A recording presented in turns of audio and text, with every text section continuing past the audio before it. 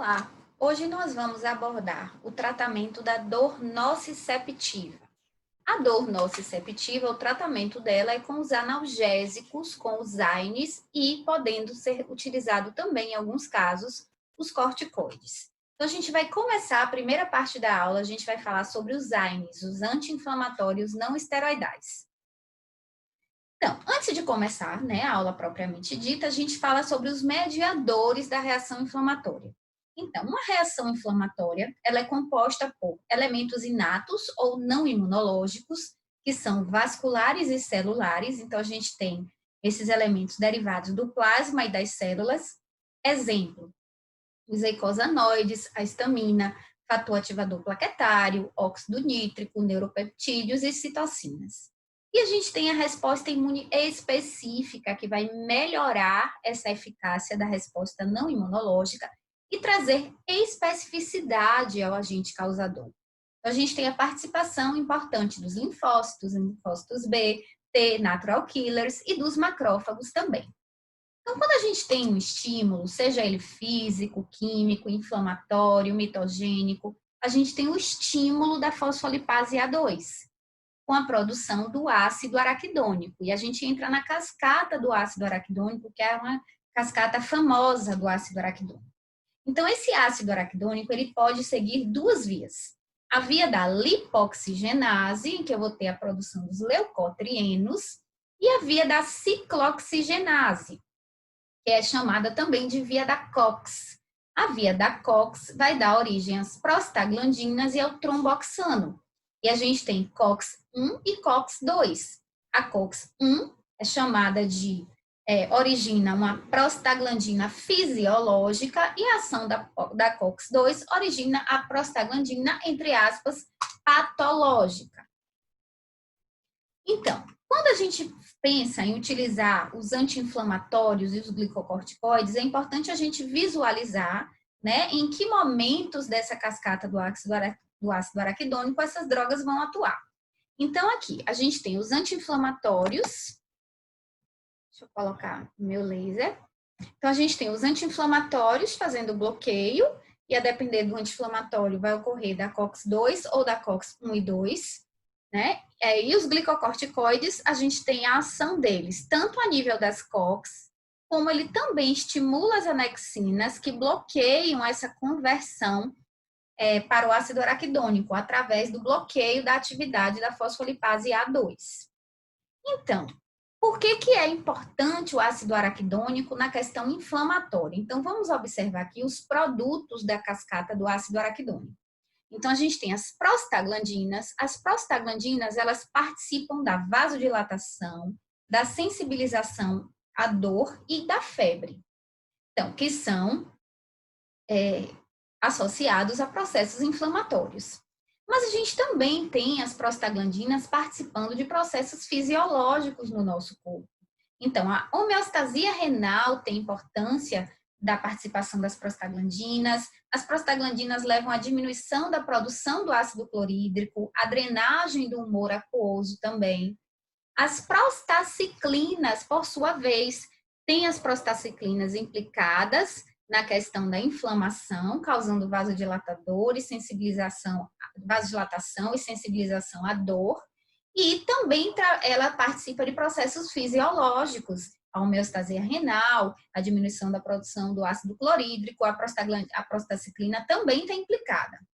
E os tromboxanos, eles participam de broncoconstricção e agregação plaquetária. Isso é importante, a gente vai voltar nessa informação. Por outro lado, essa via, chamada de via da lipox, origina os leucotrienos, que são importantes na quimiotaxia e ativação dos fagócitos e na broncoconstricção, que também é outra informação importante que a gente vai voltar nesse dado. Então, a gente tem a ação dos anti-inflamatórios, dos AINES, ação analgésica, ação antipirética e ação anti-inflamatória.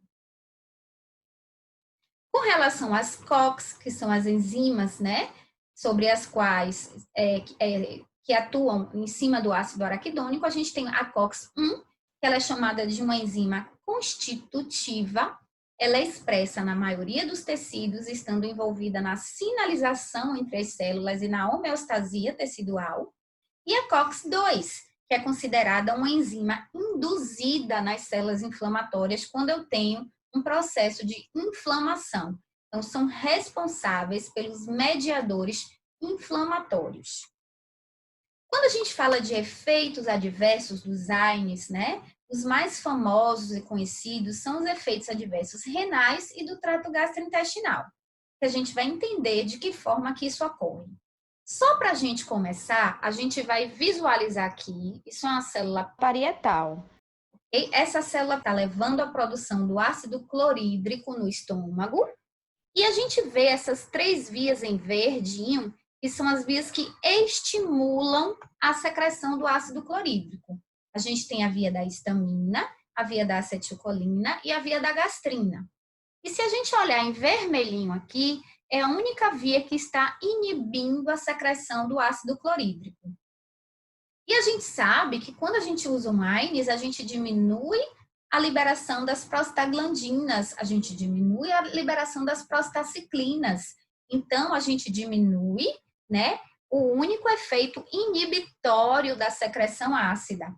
Portanto, eu tenho um aumento dessa secreção ácida, essa via, ela fica sem bloqueio. Eu só fico com as vias estimulatórias, né, liberadas.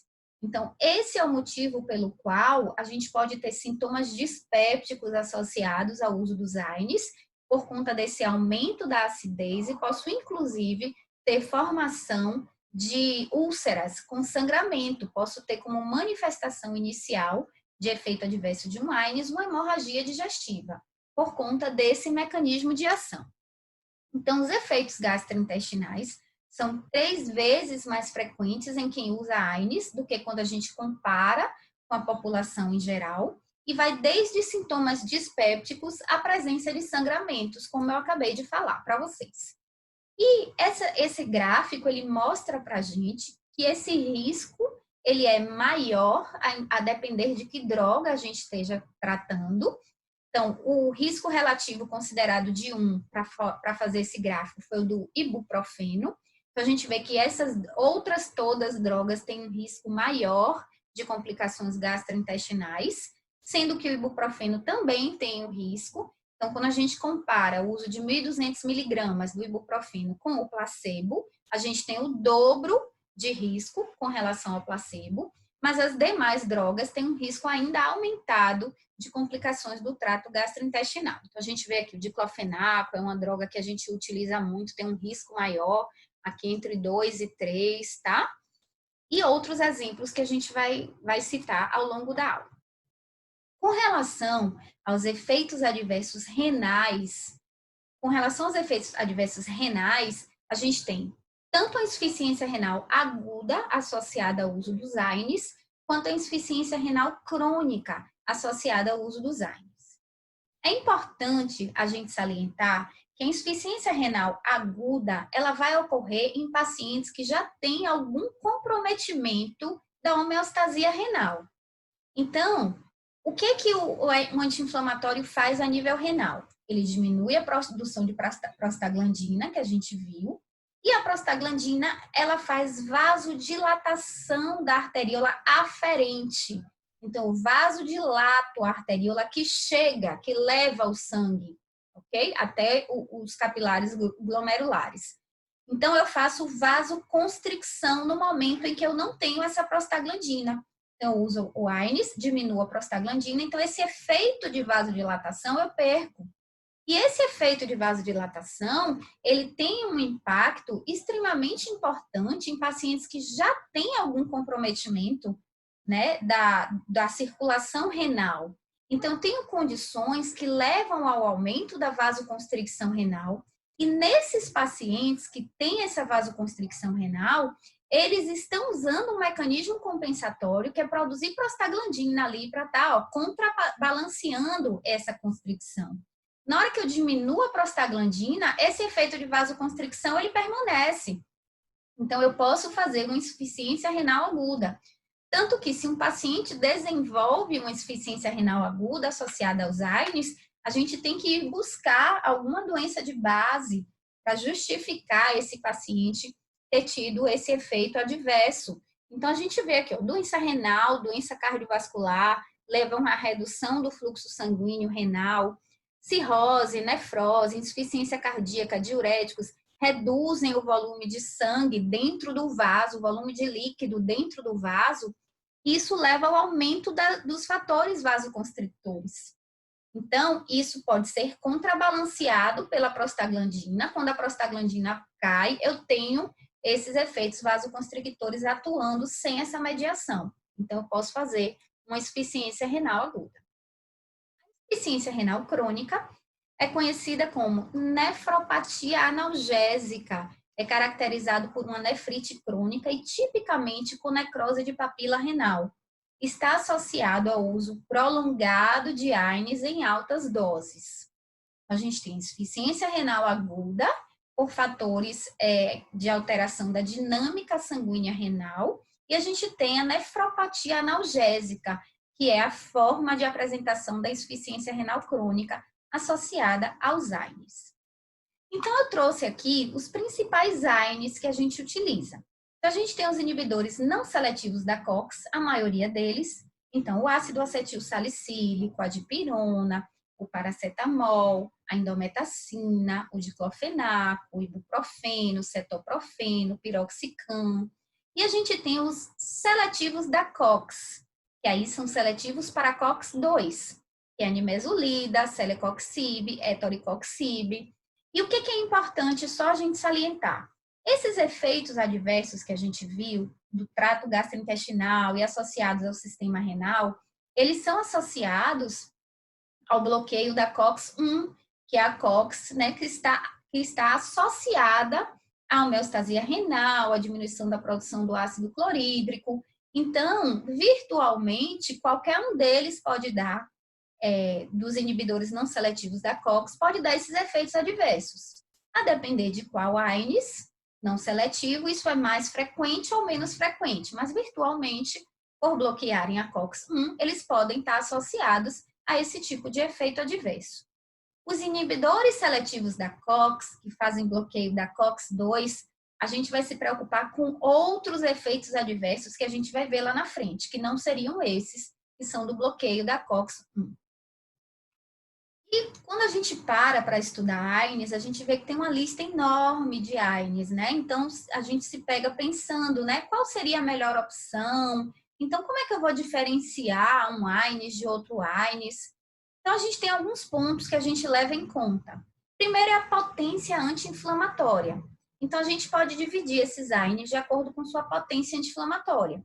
Então, eu tenho AINES com uma potência mais forte, como a indometacina, o piroxicam, com a potência anti-inflamatória moderada, como o ibuprofeno, e aqueles com potência anti-inflamatória mínima, praticamente nula, que é o caso do paracetamol. Então, isso é importante porque, por exemplo, se eu pego um paciente com uma crise de gota, com um edema de articulação importante, eu preciso de um AINES que tenha efeito anti-inflamatório propriamente dito.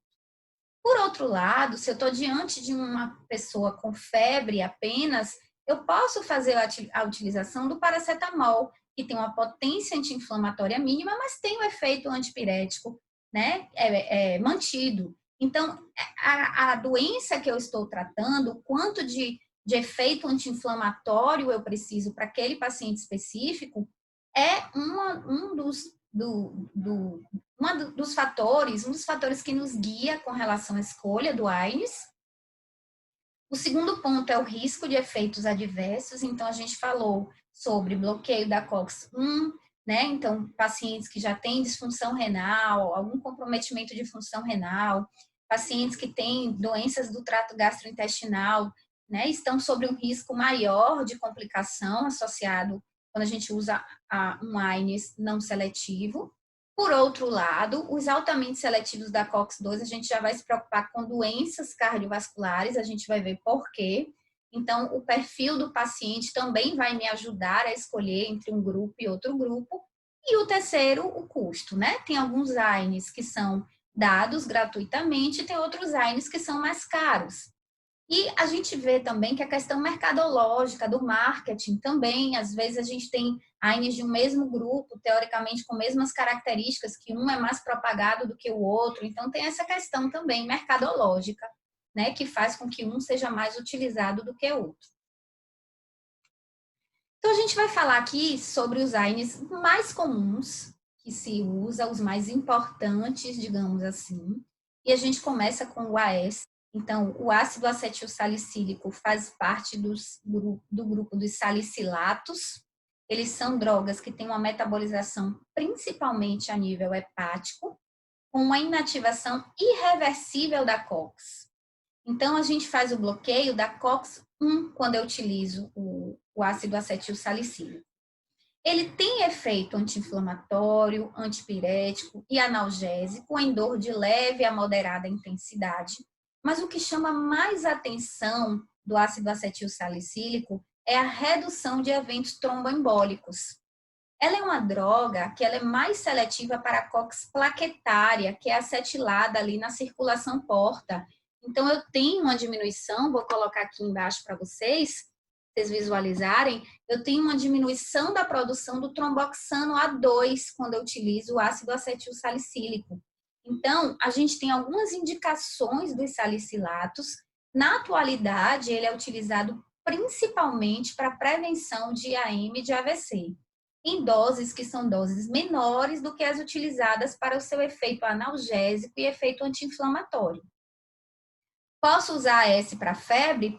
Pode. Para dor de leve a moderada, para doenças reumáticas, artrite reumatoide, espondilite anquilosante, febre reumática, pode. Mas diante do surgimento de novas classes de drogas, né, com menos efeitos adversos, a gente tem um papel de uso menor do AS nessas outras patologias.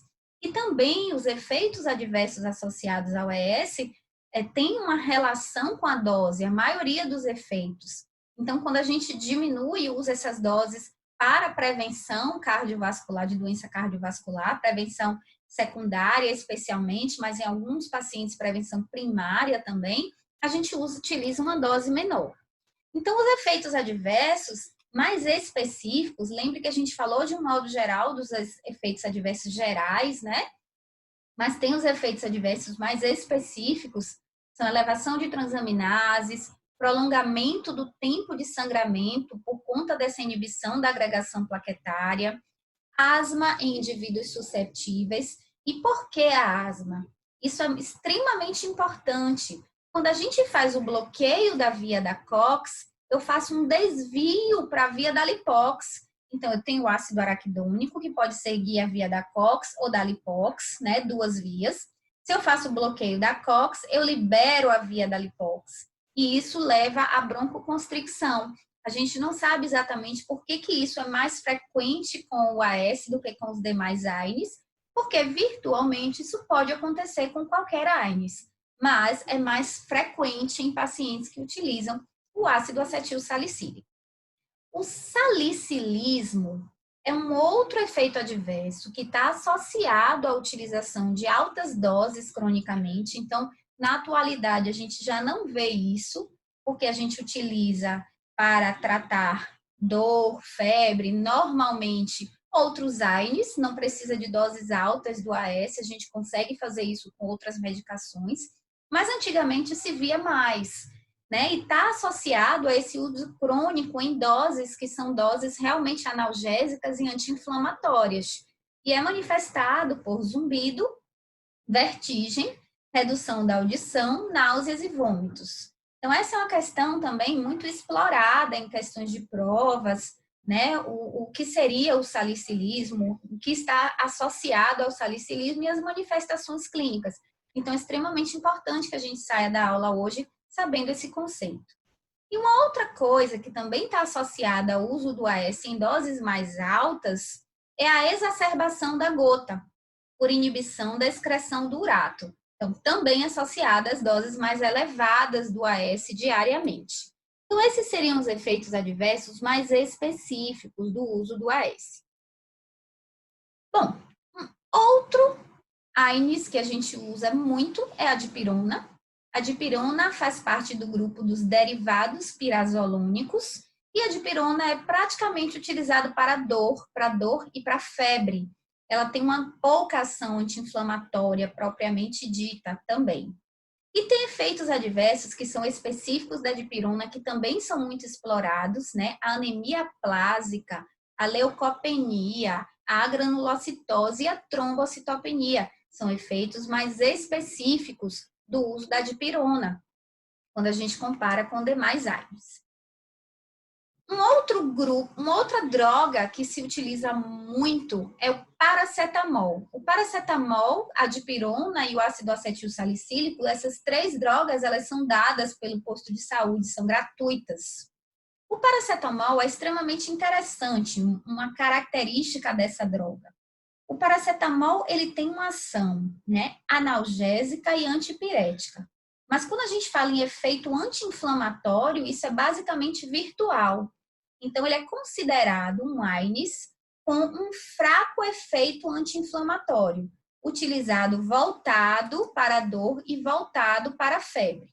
Isso é importante na nossa escolha, né, dessa droga em determinada situação clínica.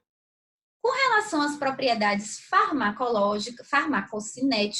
farmacocinéticas, a gente tem uma inibição reversível rápida da COX, uma inativação hepática, a gente pode ter efeito adverso associado a essa questão hepática, e quando comparados aos outros AINES, uma menor alteração gastrointestinal, uma menor interferência plaquetária. Um efeito adverso que chama muita atenção do paracetamol por conta da sua potência de gravidade, isso pode ser muito grave, é a questão da intoxicação aguda. Então, a intoxicação aguda é caracterizada por uma hepatotoxicidade grave, presença de náuseas, vômitos, anorexia, dor abdominal e elevação de transaminases. A dose máxima diária do paracetamol é de 4 gramas. Se esse paciente não for bem orientado e utilizar acima da dose máxima diária, ele está sob o risco de intoxicação aguda, que é potencialmente fatal. Nas doses habituais, o paracetamol é muito bem tolerado, mas o paciente precisa ser muito bem orientado para respeitar essas doses máximas diárias, né? Essa dose máxima diária de 4 gramas. Uma outra droga que a gente utiliza muito é o diclofenaco. E por que ele é tão utilizado? Então, das drogas que a gente viu que são gratuitas, né, fornecidas pelo Sistema Único de Saúde, o diclofenaco é a que tem o efeito anti-inflamatório maior, o efeito anti-inflamatório propriamente dito. Então, tem uma potência moderada anti-inflamatória, antipirética e analgésica. Então, eu posso utilizar para tratar lesões agudas, uma entorse, por exemplo. Posso utilizar para tratar artrite reumatoide, osteoartrose, espondilite anquilosante. E os efeitos adversos estão presentes em cerca de 30% dos pacientes, que vão desde sintomas gastrointestinais, dispepsia, até elevação de transaminases. O diclofenaco é um derivado do ácido acético. A gente tem os derivados do ácido indólico, a gente tem a indometacina, que é um potente inibidor da COX. A gente tem o sulindaco, que quando a gente compara com a indometacina, ele tem uma potência menor e ele é uma prodroga, precisa ser convertido com metabólito ativo sulfeto. E, como eu falei, tem uma potência menor do que a indometacina, quando a gente compara. E o etodolaco, que do grupo ele é mais seletivo para COX-2. Com relação aos derivados do ácido propiônico, né, faz parte dele o ibuprofeno. O ibuprofeno é hoje considerado como a droga de primeira escolha. Então, quando você bota na balança risco-benefício, né, o ibuprofeno é uma droga que tem uma potência moderada anti-inflamatória, tem efeito antipirético, tem efeito analgésico e tem um risco menor de efeitos adversos. E do mesmo grupo, né, sendo também derivado do ácido propiônico, a gente tem o cetoprofeno, que é uma outra droga também muito utilizada, naproxeno, fenbufeno e outros tantos que eu coloquei para vocês como exemplo, mas são drogas menos utilizadas, essas demais. A gente tem os derivados do ácido enólico, que são os oxicans, Exemplo, piroxicam, tenoxicam, que tem um efeito anti-inflamatório mais potente, são drogas mais potentes com relação ao efeito anti-inflamatório propriamente dito. E a gente tem também o cetocoralato, que tem uma potência anestésica interessante, e ele é mais seletivo para COX-1, e a nimesulida, que também é gratuita, tem uma moderada potência e é mais seletivo para COX-2.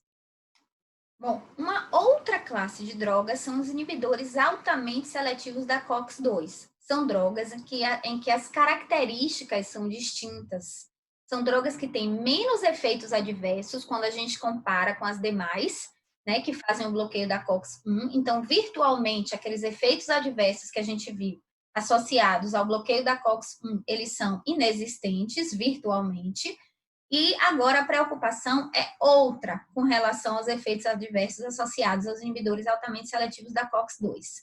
Então, são drogas que têm uma característica de ter uma alta potência anti-inflamatória, porém, lá em 2004, o rofecoxib ele foi suspenso porque demonstrou um aumento de risco cardiovascular, um aumento de risco de infarto, um aumento de risco de AVC.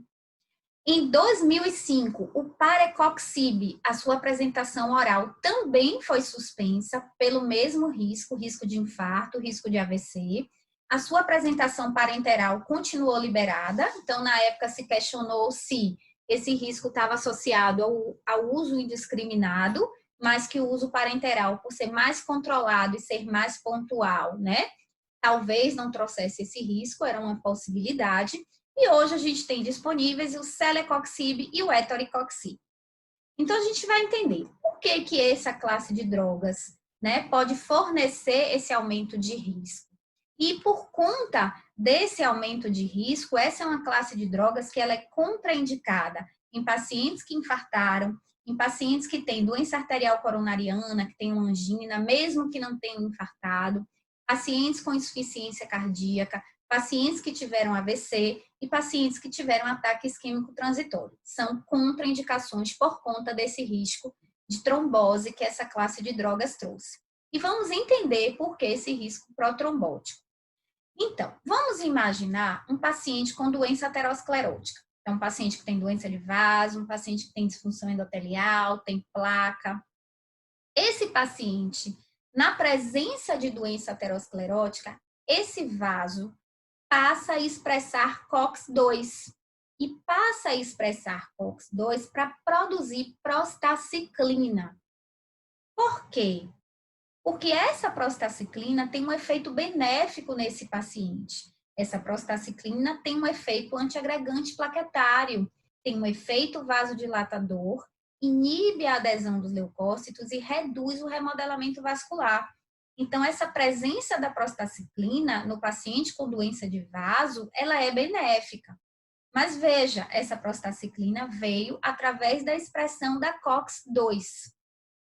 E, por outro lado, a gente precisa se lembrar que esse paciente, ele tem lá as plaquetas que produzem tromboxano.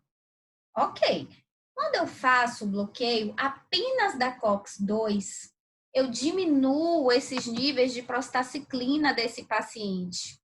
Por outro lado, eu não fiz bloqueio da COX-1, então a minha plaqueta continua produzindo tromboxano. Percebem que tem um desequilíbrio, visto que o tromboxano tem um efeito agregante plaquetário, tem um efeito vasoconstrictor, promove a adesão de leucócitos e aumenta o remodelamento vascular, esse desequilíbrio leva a um estado protrombótico. Então, fiz o bloqueio da COX-2, diminuí prostaciclina e a COX-1 está liberada, continuando a produzir tromboxano. Então, isso é o resultado da diminuição da produção de prostaciclina com manutenção dos níveis de tromboxano. Então, isso justifica o efeito protrombótico dos altamente seletivos da COX-2. Ok, então a gente entendeu essa parte. Agora a gente vai complicar um pouco o raciocínio, mas a gente também vai conseguir perceber. Porque eu vou informar vocês que mesmo alguns outros AINES que não sejam altamente seletivos da COX-2 pode ter esse efeito protrombótico também. Então vamos entender aqui com o exemplo do diclofenaco. Então, vamos imaginar que essa curva é a curva da concentração do diclofenaco. Vamos imaginar que aqui, onde eu estou mostrando o laser, esse momento aqui, é o momento em que o paciente toma o primeiro comprimido do diclofenaco. Então, no momento em que o paciente toma o primeiro comprimido para fazer o tratamento, o diclofenaco vai subindo. À medida em que ela vai subindo, ela faz o bloqueio primeiro da COX-2. A COX-1 permanece durante um tempo liberada. À medida que essa concentração vai subindo, aqui a gente vai vendo na foto, ó, chega um determinado momento, a concentração terapêutica, que eu tenho bloqueio da COX-1 e da COX-2. Então, o paciente ele faz esse tratamento. A posologia do diclofenaco é um comprimido de 8 em 8 horas. Quando esse paciente termina o tratamento, tomou o último comprimido do tratamento, essa concentração sérica começa a diminuir, né? À medida em que essa concentração sérica diminui, a COX-1 ela é liberada antes. A COX-2 permanece liberada, mas a COX-1 é liberada antes. Então, veja que esses dois períodos, o início do tratamento e o final do tratamento, são considerados de janela de risco. É aquele período em que a COX-1 está liberada e que a COX-2 está bloqueada. Portanto, eu estou produzindo tromboxano aqui, quando essa COX-1 está liberada, né? E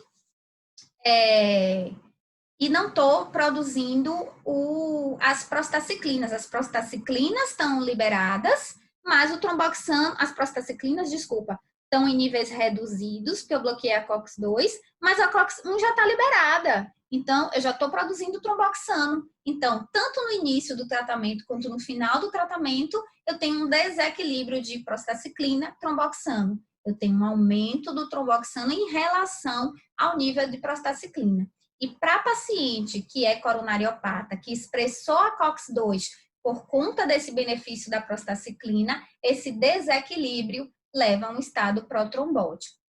Então, essa seria a justificativa pela qual também outros AINES, em determinados períodos, podem promover esse risco. E um ponto também muito importante com relação aos AINES é a questão das alergias. Então, se a gente for pesquisar, os AINES são os agentes causais medicamentosos mais comuns de urticária e de angioedema. Esse efeito é principalmente com o ácido acetil salicílico. Então, quando o paciente tem alergia ao ácido acetil salicílico, as drogas mais seguras para uso, que tem menos reação cruzada, não é impossível, mas tem menos chance de ter reação cruzada, é a nimesulida, o paracetamol e os inibidores altamente seletivos da COX-2. Então, aqui a gente conclui a nossa primeira parte do tratamento da dor nociceptiva, falando dos AINES, e a gente vai ter uma segunda parte em que a gente vai abordar os corticoides.